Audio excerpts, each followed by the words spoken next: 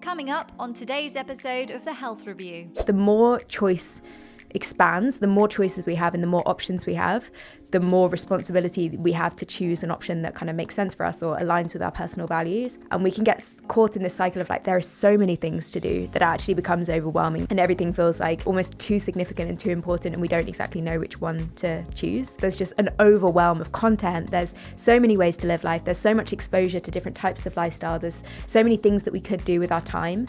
And this period of early adulthood, like you said, is kind of widening. So we're having longer and longer to make those choices about our lives because, you know, we now have the time to have a career and then maybe later we'll do family stuff instead of this predetermined path. Those structures that we used to have, the family, maybe even things like religion or cultural traditions, are less determinative for young people today. And that means you have so much more choice, but it also means you have so much more responsibility to choose. Hello and welcome back to The Health Review. Thank you for joining me today. And on today's show, we're going to be discussing all things having a purpose, the mental health benefits that you can gain from finding your purpose in life. It has a positive impact on your lifespan, your physical health, longevity, and something that highlights this is a 2023 meta-analysis from the American Psychiatric Association, which reported that having a strong sense of life purpose is consistently linked to lower levels of anxiety and depression. Here to discuss all of this today is my guest who's truly lived these questions that so many of us are asking. Eloise Skinner is an existential psychotherapist, the author of But Are You Alive? And the Purpose Handbook, and also the founder of 2 purpose-driven businesses. From a childhood on an estate in East London to studying law at Cambridge and then leaving corporate law behind to train in a monastic community, Eloise has dedicated her life to exploring how we can all live more meaningfully and help others do the same. Let's get into it. Eloise, thank you for joining The Health Review. Thank you so much for having me. You're welcome. And I would love to get into what I was just saying about finding purpose. I know this is now your area of expertise, but you didn't start your career that way. You were a corporate lawyer, trained at Cambridge. At what point did you fancy taking a shift with your life? Was there a big existential crisis moment? Was there one moment where you were like, this isn't for me? Or was it just a feeling that you had a different purpose? Yeah, I think kind of a mix of things. So definitely starting my career as a junior lawyer, I was very focused on finding out the purpose of that job and figuring out like how I could help other people. And I had actually written a book for junior lawyers. That was kind of my first writing my book experience. And that really gave me a sense of like what I actually want to do is communicate, and I want to teach, and I want to mentor and help other people. And to begin with, that was very much just within the lawyer kind of community with junior lawyers. And then the pandemic happened, and that happened in conjunction with getting a second book deal. And the second book deal wasn't in relation to law, it was more like just general purpose. And so I thought, like, if there's any time to kind of jump like into something new, now's the time. And actually there was the, what was it called? The Great Resignation. Like pretty much everyone was trying to shift around and figure out what they wanted to do. Everyone in my sort of friend group was doing that kind of thing. So I thought this is the time to commit.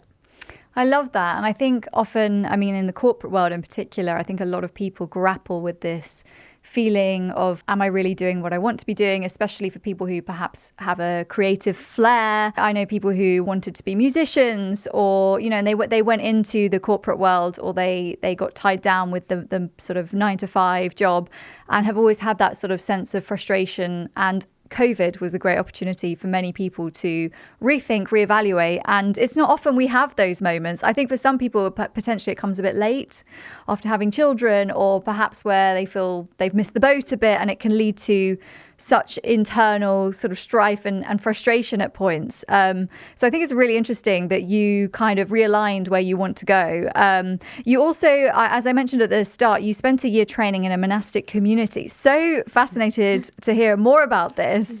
What did that experience teach you, and what was it like? Yeah, so that was, it was a year-long program. And again, this was when I was a junior lawyer. So it was what they call an integrated program, which is half of the community still did their day jobs and half of the community lived fully in like the monastery setting. And so for me, I was also just like doing my normal day job. And then on a Monday evening, we would go and have like a community session. And then the weekends and also vacation would be like retreats and kind of silent practices and things like that.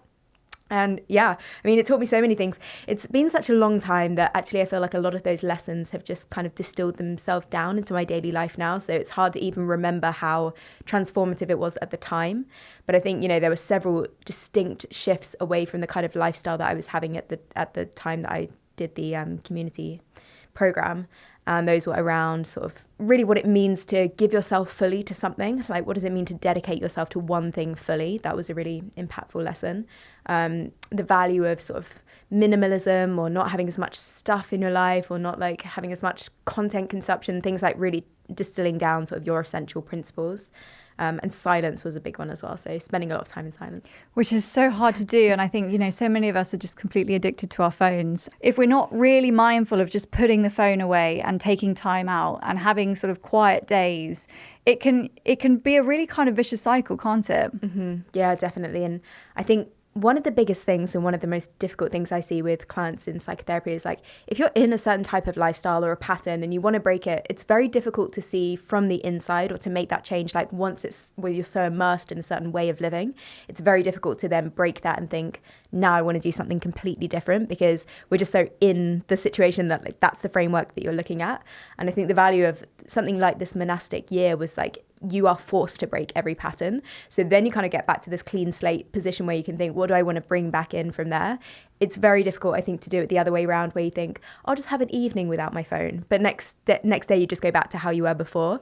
It's almost easier for some people to think, I'm going to have a complete reset of everything, and then I'm going to work from like zero and figure out what are my values and how would I like to live. I've had people on the show before who say that they use like blocking apps for social media that kick in every single day at say 7 p.m. And getting into these sort of routines, I guess, can be helpful, or stepping out completely, doing something like you did, which was, I guess, quite radical. You had a job though. That would have been really interesting, the contrast of your life. So working in a busy law firm, dealing with a million things every day, you're doing constant emails, clients, it's a high pressure job, to then on the weekends be living this really calm and sort of thoughtful life. It must have been really strange. Yeah, it was a bit jarring, to be honest. I think you really notice how loud and busy and dramatic life is when you step completely away from it, especially in the city, and as you said, especially in corporate law, or like the corporate world in general, I think can be extremely full on. And we often just acclimatize to that's how it is. And like if you trained in that environment and you're in your early 20s and it kind of just feels fun and exciting. I think COVID was another example of, or the pandemic, like the lockdown periods, was another example of people really realizing like how intense that lifestyle actually was. And then you saw this huge push of people like not wanting to go back into it the way that we did on the commuter trains and like on the central line at 8 a.m. and like standing next to 10,000 other people. I think people just saw, it gave people an opportunity to see it from a different perspective. And that can be one of the only ways that you can do it, is if you have these like moments of time where you can step back and think like, this is actually quite extreme. Yeah, and sometimes it's a life event, it's something tragic happening, it's a job loss. These are the moments where, unfortunately, sometimes it takes these moments for us to make these shifts in our life.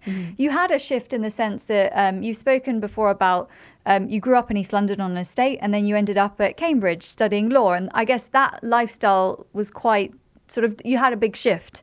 So do you think that made your later shift more possible because perhaps you'd experienced lots of change in your life already? Yeah, so we moved out of London when I was like 6 or 7, so I did have some time in other places as well. Like my parents are teachers, so we just moved around to like the schools that they were teaching in. But that kind of like, the beginning sort of different types of environments, I guess, just shows you that there's not only one type of way to live your life, and there are just so many diverse ways to approach life, and none of them are particularly right or wrong. They're just different. And I think Cambridge or like those kind of places, you can get stuck in such a bubble of, okay, you go to university here and then you have a job here and then your family is like this and then your lifestyle is like this, and you just get stuck in these little like sort of sections of society which are just not reflective of like reality. And I think for me, I always wanted to like have this exposure to lots of different types of ways to live and lots of different types of relationships and places to live and like all sorts of different types of things, and not just be in this kind of like a trajectory. I like what you said there about one choice not necessarily being right or wrong. I think that's a really good thing to realize in life, because I think a lot of people get really stuck in this frustration of not knowing what to do when they have a big decision to make about their career, about whether they have a family. I've actually been having these conversations quite a lot with friends who are at the age of thinking, am I going to have a family? Am I not? And there are a lot more people now who seem to be on the fence due to economic reasons and other reasons. And it's a question of, you don't know what's the right thing to do. So you just have to accept that whatever you do, hopefully will be the right thing for you. Why do you think this feeling of restlessness is so common now in our lives? So we do have these busy jobs, these busy lifestyles. Why do you think so many people are perhaps yearning for more purpose? And also going forward, I want to look ahead because AI, we know, is already here and already affecting people's jobs. It looks as though this is going to be a more of an issue for people as they potentially lose jobs and start looking for a new them and a new future. Yeah, definitely. I can certainly relate to that feeling of restlessness. I would say that's probably the main thing that's actually characterized my journey through different things and different pursuits. This feeling of like always needing to be moving to the next thing, and to some extent that can be really exciting and beneficial for personal growth, and in other ways it can be a little too like fragmented sometimes. You can get caught up in the cycle of wanting to go to the next thing. In answer to your question about why people are feeling like this, there's so the field of psychotherapy that I trained in is sort of existential or logotherapy, which is Viktor Frankl, who wrote this book Man's Search for Meaning, his kind of area of work. And one of his theories was that the more choice expands, the more choices we have and the more options we have, the more responsibility we have to choose an option that kind of makes sense for us or aligns with our personal values. And we can get caught in this cycle of like, there are so many things to do that actually becomes overwhelming. Like it becomes this sense of like, I don't want to choose, or I don't want to make the wrong decision. And everything feels like almost too significant and too important, and we don't exactly know which one to choose. And so I think we can get caught up in that cycle of like, there's just an overwhelm of content. There's so many ways to live life. There's so much exposure to different types of lifestyle. There's so many things that we could do with our time. And this period of early adulthood, like you said, is kind of widening. So we're having longer and longer to make those choices about our lives because, we now have the time to have a career, and then maybe later we'll do family stuff instead of this predetermined path where you would have a job and then you would get married. And then, those structures that we used to have, the family, maybe even things like religion or cultural traditions, are less determinative for young people today. And that means you have so much more choice, but it also means you have so much more responsibility to choose. Yeah, it's like we're almost a bit stuck in our heads too much. And perhaps you're seeing it in dating as well.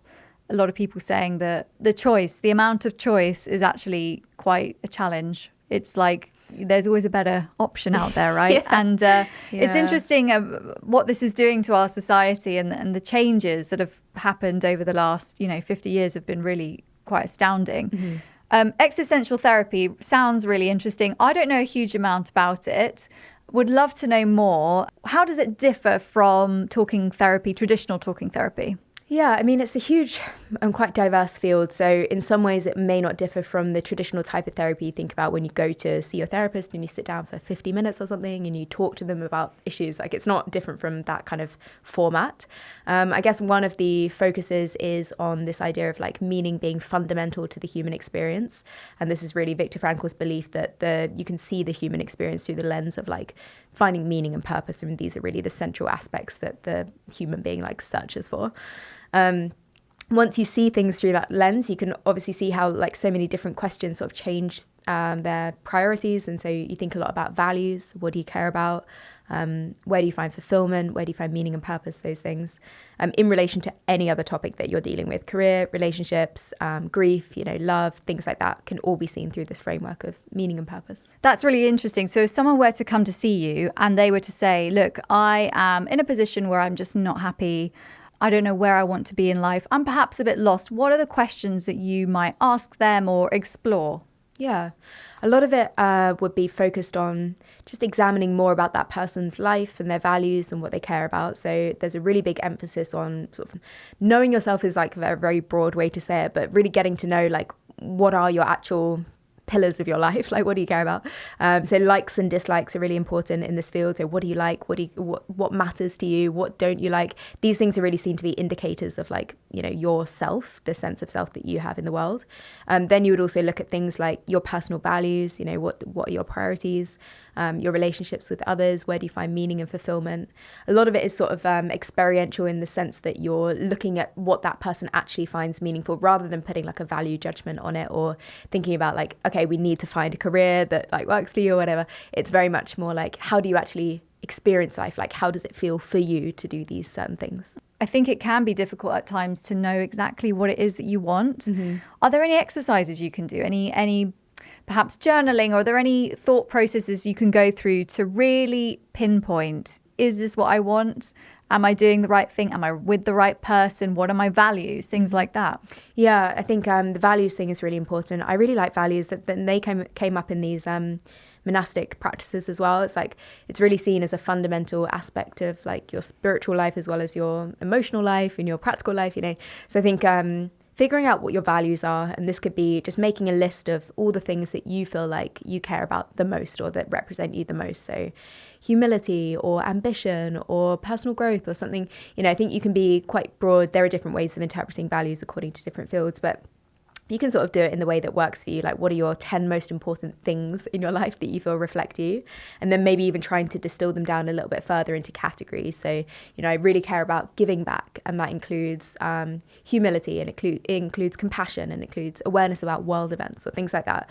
And then once you have those, you can sort of map them onto different activities that you have in your life already. So which values that you have that are important to you are currently reflected in your career, or past careers that you've had, or future careers that you want to have. So you can kind of map them onto practical steps like that. That's really great. And I actually had an experiment. My husband was helping me with this stuff, because I've been through phases where I've thought, I don't know exactly if I'm doing the right thing, and I can be a little bit indecisive at times. And we like made a spreadsheet. I mean, he's also a lawyer, so this is so like him, but we made a spreadsheet, and we were kind of like ranking things in terms of what I wanted and importance and how much time I wanted to spend on these activities. And actually, I remember afterwards just feeling this real clarity of, okay, so maybe I kind of need to head in this direction because I've really thought about it.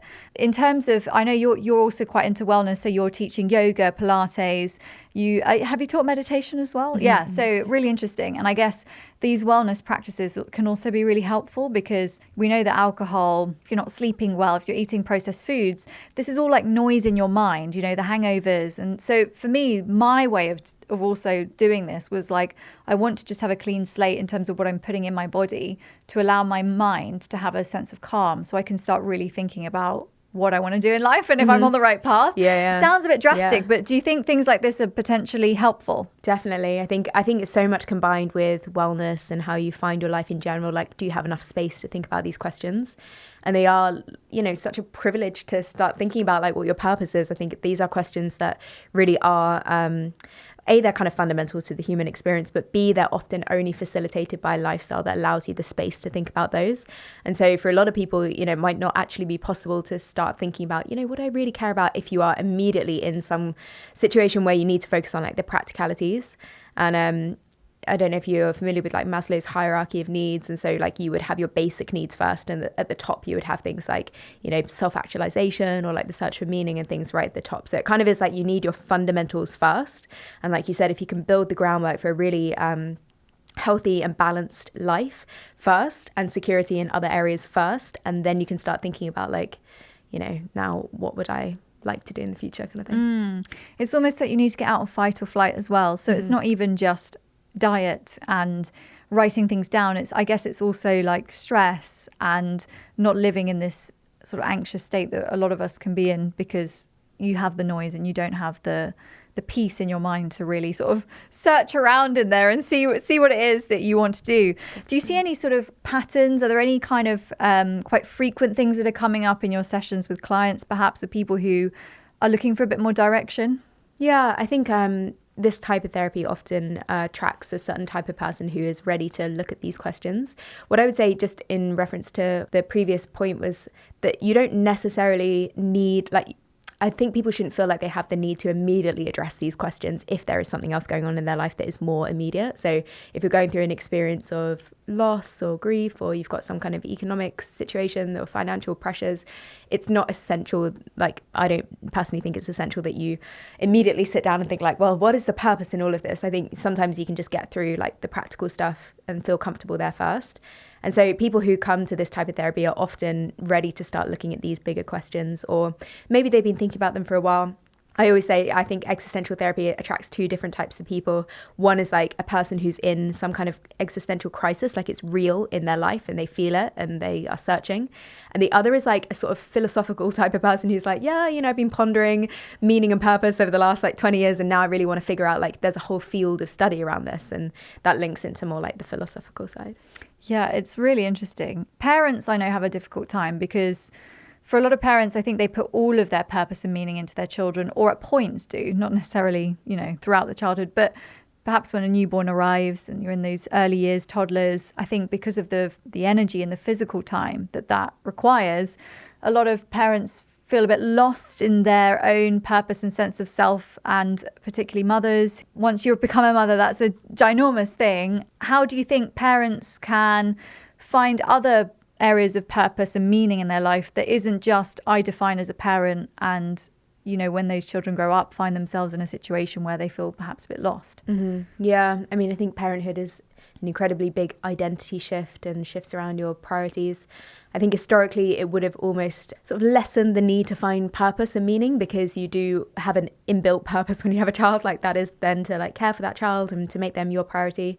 I think these days, as people have much longer periods of time to live in, like, when the children have independence, or even there's more space maybe around like parenting now as well, you can still find that sense of self and identity and explore different things for yourself at the same time.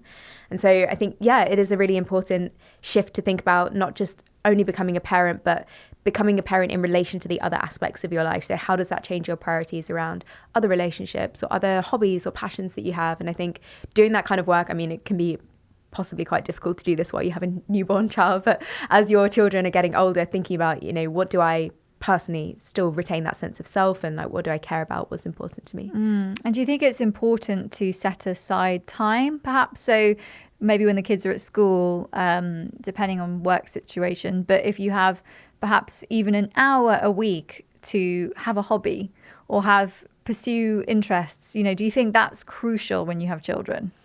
Yeah, I think it depends on the person and on the circumstances, because I think people are so different. It's really difficult to say like you should live in this kind of way. But what I often say to people is like there are seasons of life, and there might just be a season of life where you're fully in parenthood and like that's your ultimate goal and priority, and that becomes a part of your identity, like a central part.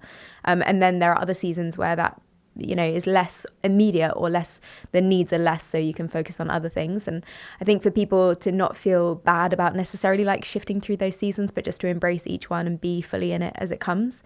And then have in the back of your mind these sense of like, what are my values still? What are my priorities? We've got your book. If you're watching, you'll see Eloise's book here, but Are You Alive? I've started reading it. Really interesting. Really enjoying it so far. Could you just highlight perhaps some of the key points in the book and maybe why you wanted to write it? Yeah, so the book is kind of a combination of lots of different practices and areas of study that I've been moving in all around the field of aliveness, which I was kind of defining as like just feeling more fulfilled and like energetic and dynamic and present in your life, like the sense of, I mean, it's really hard to define really, but like this sense of just vibrancy and presence and awareness in your life. And I had experience in a lot of different fields that all tried to touch on this topic. So existential therapy is one, the monastic experience is another, yoga, as you were talking about before, and like fitness and wellness and your connection to your body, meditation and mindfulness, even things from the corporate world, like intention setting and goal setting on the more practical side. And so what I tried to do is like combine all of these ideas and go through different practices. I wanted to make the book really practical so that people could try different exercises and activities and see how they sit with them, and almost like a sort of manual or a handbook that you can come back to again and again and just try new things and reread it with new perspectives from new seasons. I really love the practical element, because I think that's one thing. It's listening to, we can all listen to audiobooks, or we can, have a read of a book, but it's how do you actually implement some of those things and how do you keep that experience going? So I think the practicality is so important with any kind of self-development or self-help book. Sometimes you can look back and think, I've read like 20 of these books and I actually don't know if I'm doing any of it. So I think the practical side of it's really helpful. In terms of like implementing some of these changes, what are some of the top perhaps 3 things you can do. So if you're at the point now where you're thinking, life's okay, but I'm not sure I'm really fulfilling my purpose in life, could be feeling a bit more excited to be waking up in the mornings, what are a few things we could do to make some changes? Yeah, I think that sounds like a kind of good place to be if people are in that place, because not only do you maybe have a little bit of space at that time to think about things, but you also have this level of awareness or connection to yourself. And I think, people often feel bad about themselves if they think like there's something wrong with I want my life to be better, or like I want to improve. But I often think that impulse is actually one of the best things that you can have, because it really symbolizes like the connection to yourself and the presence that you have with your own life. So I would say to be kind of like grateful or like proud of yourself for having that sense of awareness, or like wanting to move forwards, I think is a really good thing. I would start with maybe like taking a little perspective look at your life, like stepping back and seeing if you can shift your perspective on a few things in your life. So maybe like map out your entire week and see what are the activities that are giving you the most fulfillment or the most engaged, like where do you feel most alive in your week, as one of the exercises in the book. So you look at a full week of work and life and you pinpoint 3 or 4 things that you're doing that make you feel the most fulfilled and the most vibrant. Then you can combine that with some values work, so a list of your top 10 values, and you can see if those values map onto the things that are like giving you some level of fulfillment. And then I think also, in addition to that kind of more existential work, on the practical and physical side, I think having some sense of rhythm or structure in your week where you are resetting in a way that feels nurturing to you and feels fulfilling. So that could be a Sunday evening practice where you turn off your phone and you like do whatever, have some yoga or meditation or something that brings you back to yourself. Journaling is another good one. Even things like having a long bath and just like being with yourself for a while, like in silence or whatever feels most nurturing to you. Getting that sense of rhythm in your life, I think, can be really important, because as we were saying at the beginning, it's very, very difficult to see these practices once you're inside a very full on and difficult working or living environment.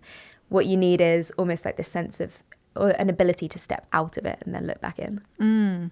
That's what's difficult. And I'm curious to get your take on this, because you're busy, you're seeing clients, you've got your businesses, you've written books, you're teaching, you do modeling as well. So you've got a lot of things that you're juggling. So are there any things that you do personally to get back in the room and perhaps think about your purpose and focus as well? Because that's something I think a lot of us need to potentially sort of pay a bit of attention to. I think it can be difficult when you're working with this stuff so much that you tend to be the person who's like, I actually haven't thought about that in a while for myself. But I think for me, like, silence is really, really important. So I will try and have periods of time where I'm just not like listening to anything, or, even things like podcasts or music. I would try and just have periods of time where I'm like there's no like external stuff, and just either be in my house and just like meditating, or just doing any kind of activity, but like with no external, like fully immersed in that activity.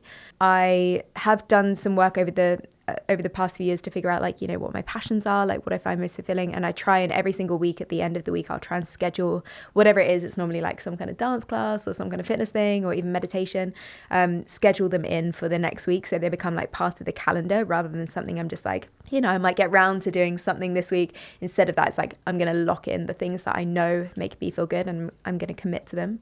And then just having that rhythm through the week. So even though I'm self-employed and I pretty much work on the weekends as well, trying to have a sense of like the week begins again and you reset in these ways and you refocus and these are your priorities. And that kind of makes me feel a bit more directional, I think. That's really cool. And I like the focusing in on stuff that will make you happy, because I feel like a lot of people in the UK, they either drink to have fun and go out, and that is their hobby and interest and, moment to unwind. But if you're not on that path anymore, it can be quite hard to, you could look at the last few weeks and say like, oh, how many moments of real joy was there, and hobbies and interests and things like that. I think it's so easy to just be in that treadmill all the time, and then perhaps you're unwinding or you're exercising. But a lot of this stuff is like, we do it because it's good for us, because it's good for our health. Do you think it's important to find something, a bit like with a parent, perhaps finding a hobby that you can do which still make you feel like you're you? Do you think it's important for all of us to have something which is an outlet that perhaps potentially, if you're not a drinker or you're not going to drink lots, that is something that will help you unwind and feel joy?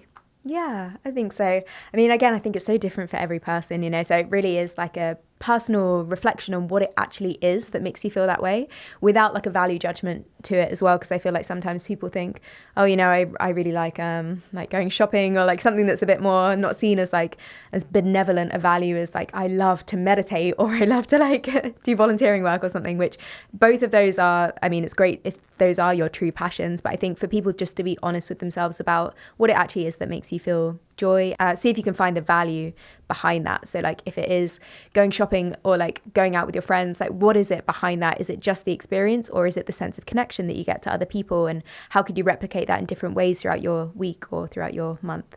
And yeah, I think tracking yourself, trying different things and tracking how you feel about those things. So try a new fitness class, try a new experience. Doing different things, I think, can give you a sense of novelty. And it can also introduce you to lots of other activities that you hadn't thought of before. Do you think our lifestyle as well, I've had a few thoughts about this recently, about especially city life, you can feel a little bit disconnected from each other. But the reality is you can live in a opposite end to a lot of your friends. It can take over an hour to go into town and meet them. So unless you have a community around you, I think a lot of people are feeling quite isolated. And then you've got the online world where perhaps we're feeling connected to people via Instagram, via TikTok, and not necessarily face to face. And I think a lot of us yearn for that connection, that perhaps village life, or the life that we evolved to have, where we were living in tribes and communities and everyone was helping. We're lacking so much of it. And do you think this is something that can lead to a feeling of just feeling uneasy and disconnected? Yeah, I think definitely.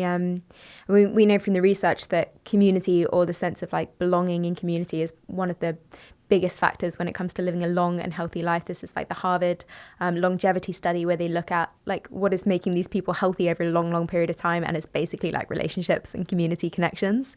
And so this was also the research that they did with the blue zones, the people living in these areas where they live to like extremely high ages, and they're figuring out like it's not just the fact that you're having like these really good meals, or like you're drinking wine or like coffee or whatever it is, but like actually that you're coming together with other people to do that. And those sense of social connections are really fundamental to like living well.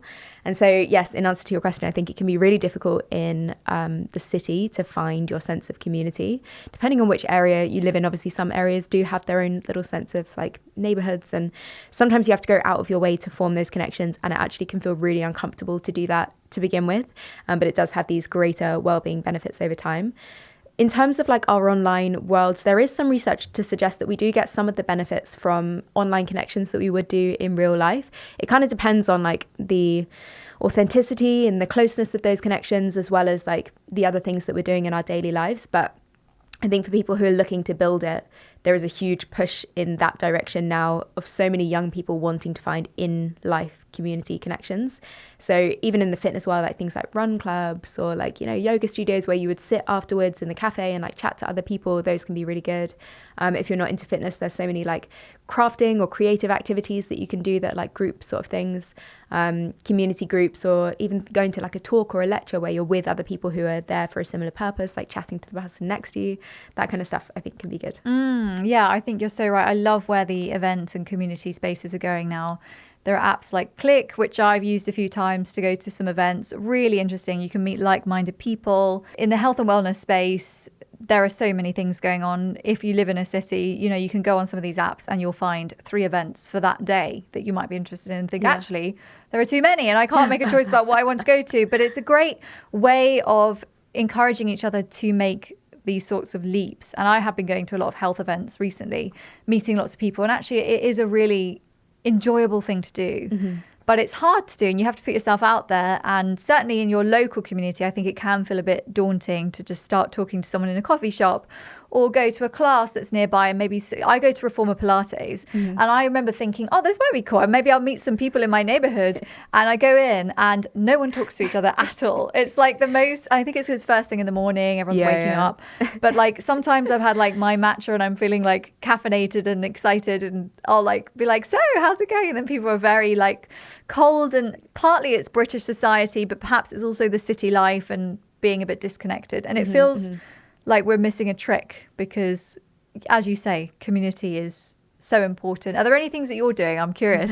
Do you have any advice for building a community or feeling like you're connected to people around you? Yeah, I think for me, I try and look at it through the lens of values again. So like, where are the values that I find most important in my life? Where can I find those in like a community setting? So if it's like giving back in some way, that might be like a volunteering role, or volunteering is actually a great one for making really good connections, because a lot of people who go and volunteer in whatever cause are automatically like open to connecting with other people, or like really warm and passionate about like whatever the thing is that you're doing. So if it's like helping at a food bank or like helping in a shelter or something like that, you can often make really close connections. Like I have quite a few friends that I've met that way, and I think that can be a great way actually. And the other thing I love is like any kind of creative activity. So I'm like not good at arts or crafts at all, but I love like on the more like physical side, I love like dance classes and things like that. Like you said, there are a lot of people who go to those kind of environments and do not want to like chat. They're not really up for open like conversation. But I think you just kind of have to keep being the open person until, you know, because otherwise everyone kind of feeds off the same type of energy. But if you go in and you're warm and you're open, like even if no one that day is receptive to it, over time you'll find the right sort of people that will gravitate towards it. I love that. It's like taking a leap of faith and confidence. And even if you're not an extrovert, perhaps channeling a moment of being an extrovert to just put yourself out there a little bit. Eloise, you have businesses as well that you're doing. You've got your books, you're teaching, you're seeing clients. For people who want to find out more about what you're up to, connect with you, potentially book a session with you, where can they find you? So my website is probably where everything is, which is eloiseskinner.com. And then socials, I'm at Eloise Alexia, mostly on Instagram. And then I have a few like therapy TikTok accounts that are linked in my Instagram, so you can find everything from there. Amazing. Eloise, thank you for coming on and sharing your wisdom. I'm going to try and incorporate some of the suggestions that you came up with today. So thank you. Thank you so much for having me.